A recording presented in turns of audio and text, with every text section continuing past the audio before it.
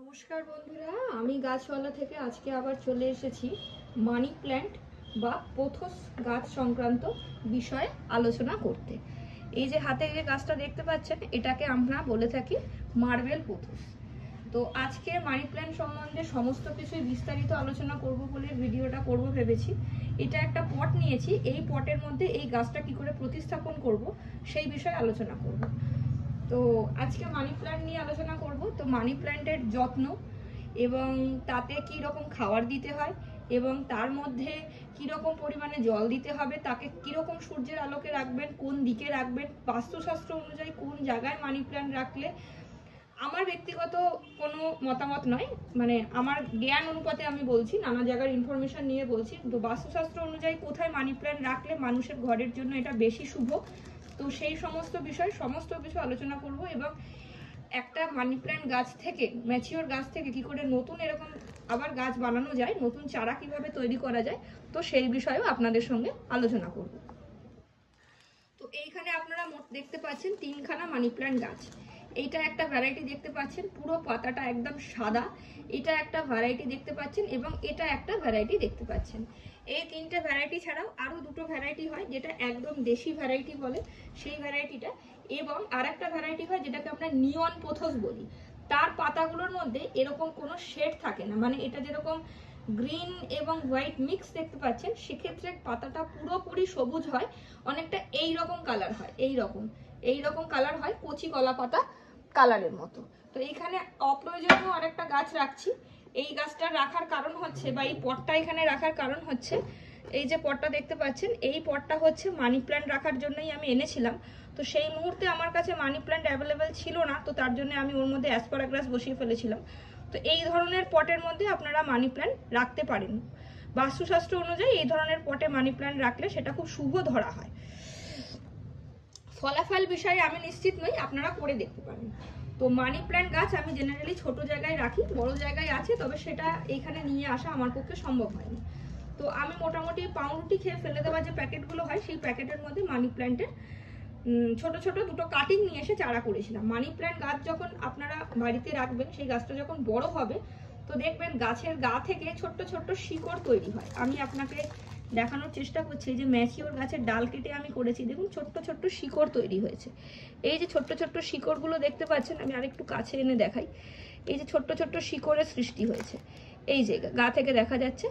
এই শিকড়গুলোর মতো যখন তৈরি হয়ে যাবে, সেই ডালগুলো মোটামুটি 4 থেকে 5 ইঞ্চি সাইজের কেটে নিয়ে আসবেন, দরকার হলে 6 ইঞ্চিও কাটতে পারেন। তো কেটে নিয়ে এসে আপনারা এরকম একটা পাত্রের মধ্যে বসিয়ে দেবেন। আমি এরকম পাত্রে বসানোই প্রেফার করি, এতে সুবিধা দুরকম। এক হচ্ছে কাগজের পট, আপনি বড় পাত্রে দিলে একদম সব সমেত বসিয়ে দিন, কোনো ছেঁড়া কাটার দরকার নেই, কাগজ অটোমেটিক জলে আর মাটির তলায় থেকে থেকে গলে যাবে, এবং রুটটা আস্তে আস্তে মাটির সঙ্গে মিশে যাবে, মানে গাছের মধ্যে কোনো আঘাত লাগলো না। অনেকেরই একটা কমপ্লেন থাকে, দিদি পটিং করতে গেলাম গাছটা মরে গেল। তো যাদের এই সমস্যা হতে থাকে, তারা অলওয়েজ কাগজের গ্লাস কিনে আনবেন, বা কাগজের এরকম নেসক্যাফের কাপ কিনে আনবেন, কিনে নিয়ে এসে আপনারা কিন্তু পটিং করে দেবেন। এর ফলে কি হয়, এই পট সমেত যখন মাটির তলায় বসিয়ে দেবেন বড় পটে, তখন এই কাগজের কাপটা আপনার ডিকম্পোজ হয়ে মাটিতে মিশে যাবে। এটা গুড ফর মানে সয়েল এবং গুড ফর প্ল্যান্ট। তো কোনো রকম কোনো এর মধ্যে মানে প্লাস্টিক বা কেমিক্যাল ব্যাপার নয়, অর্গানিকভাবে এটা গলে যাবে এবং আপনাদের গাছের কোনো রকম কোনো ক্ষতি হবে না। এই তো গেল আপনাদের কি করে চারা তৈরি করতে হয় তার প্রসেস। আমি আরো একবার ডিটেলসে বলছি, 6 ইঞ্চি কাটিং নেবেন বা 4 ইঞ্চি কাটিং নেবেন। এরকম ছোট পটের মধ্যে বালি, ভার্মি কম্পোস্ট আর কোকোপিট মিশিয়ে একটা মিডিয়া তৈরি করবেন, 3টে প্রোডাক্ট একসঙ্গে মিশিয়ে নিয়ে বসিয়ে দেবেন। এভরিডে একবার করে জল দেবেন, যতক্ষণ না পর্যন্ত মানে খুব ভিজে থাকবে জল দেবেন না, একটু হালকা যখন দেখবেন শুকিয়ে এসছে তখন জল দেবেন। একদম ড্রাই হলেও কিন্তু নতুন চারা তৈরি হয় না। তো এই দেখুন, এইরকম ভাবে যখন দেখে বুঝতে পেরে যাবেন নতুন পাতা ছেড়েছে, তখন বুঝে যাবেন যে এটা যেমন নতুন পাতা গ্রোথ হয়েছে, নতুন গ্রোথ। দেখুন সাদা থেকে আস্তে আস্তে পুরো ফুল গ্রিনিশ কাছে চলে যায়, তখন ওটা আপনার ম্যাচিওর পাতা। তখন সেটা কি করবেন, এরকম একটা পটে, আমি যেরকম এরকম পটে রাখা পছন্দ করছি, কারণ আমি মানি প্ল্যান্ট ঘরের বিভিন্ন জায়গায় রাখি। এরকম একটা 3 ইঞ্চি পট নিয়েছি। এই 3 ইঞ্চি পটের মধ্যে আমি এই গাছটাকে জাস্ট পটিং করে নেবো। তো আমি ওইভাবে মাটির কাগজের পাত্র সমেত পটিং করি না, কারণ সেটা আমার প্রয়োজন হয় না। আমি কি করি, এরকম করে আস্তে আস্তে উপরে 2-4টে টোকা মারি। হ্যাঁ, আর একটা কথা বলা ভুল হলো, পটের নিচে কিন্তু এরকম কিছু হোল করে রাখবেন, না হলে কিন্তু যতই কাগজের কাপ হোক জল কিন্তু জমে যাবে। এই যে দেখুন খুব সুন্দরভাবে শিকড় তৈরি হয়েছে, রুট ছেড়েছে, এই যে রুট দেখতে পাচ্ছেন। এই অবস্থায়, এরকম রুট তৈরি হয়ে যাওয়ার অবস্থায় অন্য একটা পাত্রের মধ্যে গাছটাকে পটিং করে নেবেন। আমি ছোট পটে করতে চাইছি তাই আমি ছোট জায়গায় পটিং করলাম। আপনারা যারা বড় পটে করতে চাইছেন তারা বড় জায়গায় পটিং করে দেবেন। ছোট আর বড় সেটা নিজেদের চয়েসের উপর নির্ভর করে। আমি ছোট জায়গায় করা পছন্দ করি তাই আমি ছোট জায়গায় করলাম, কারণ বড় করে আমার ছাদের মধ্যে করে রাখা আছে। তো এই হলো ব্যাপার। এবার হচ্ছে যে বক্তব্যে আসবো, এবার হচ্ছে গাছের যত্ন নিয়ে।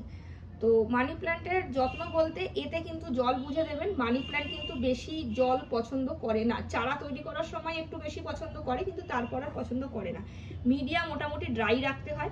মানি প্ল্যান্ট এরকমভাবে যখন বসাবেন তো মিডিয়া ড্রাই না হলে সেখানে জল দেবেন না, এবং মানি প্ল্যান্ট কিন্তু বেশি জল পছন্দ করে না। তো যার কারণে কি করবেন, জল বুঝে দেবেন। অতিরিক্ত জল দিলেই কিন্তু মানি প্ল্যান্টে গাছের মরে যাওয়ার সম্ভাবনাটা খুব বেশি থাকে। আর তৃতীয় হচ্ছে মানি প্ল্যান্টের জন্য খাবার। আমি অর্গানিক খাবারের আপনাকে সাজেস্ট করব।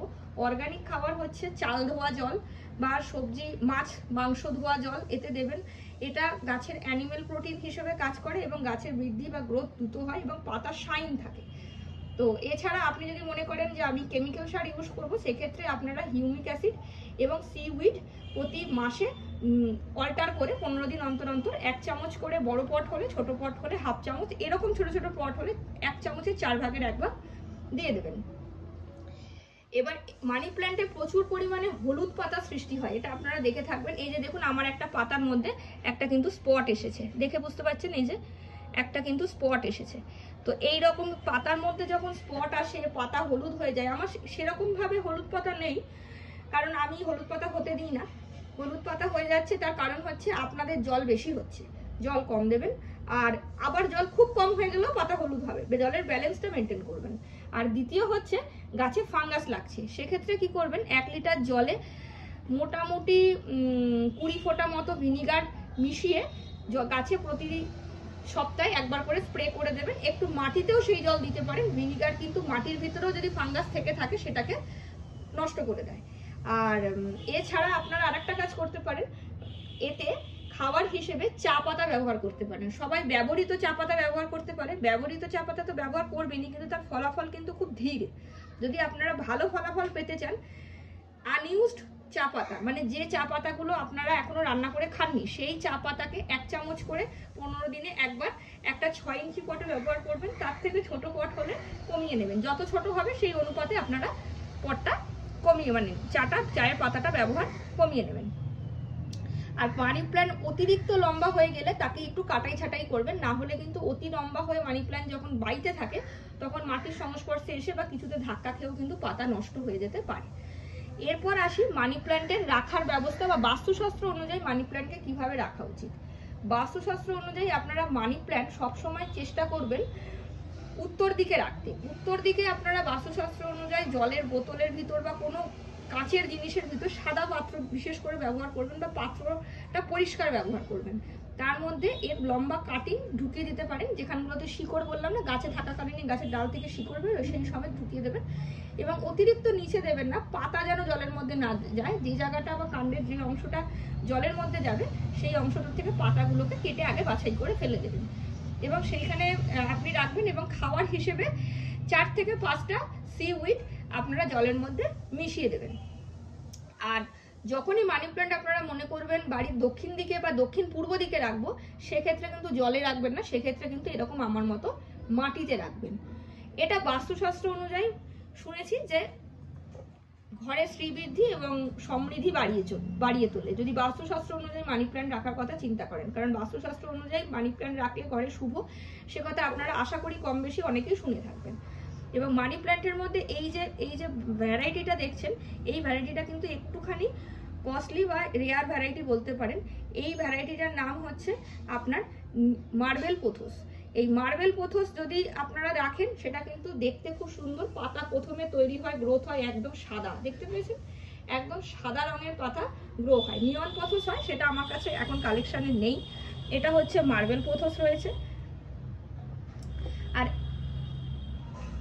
এই যে পোথোসটা দেখতে পাচ্ছেন, এটাও আরেকটা ভ্যারাইটির পোথোস, এইটাও আরেকটা ভ্যারাইটির পোথোস। মোট 3টে ভ্যারাইটির পোথোস এখানে রয়েছে। এছাড়াও নিয়ন পোথোস হয়, আর দেশি পোথোস বা দেশি মানি প্ল্যান্ট যেটা বলে থাকি সেটা হয়।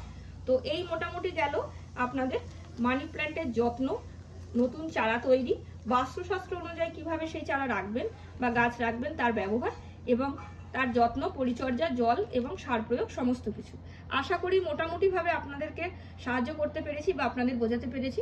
এরপরেও আপনাদের কাছে যদি অন্য কোনো সাজেশন থাকে, দিদি অন্য গাছ নিয়ে ভিডিও করুন বা এই জিনিসগুলো আমার জানা দরকার, আমাকে কমেন্ট বক্সে কাইন্ডলি কমেন্টস করবেন।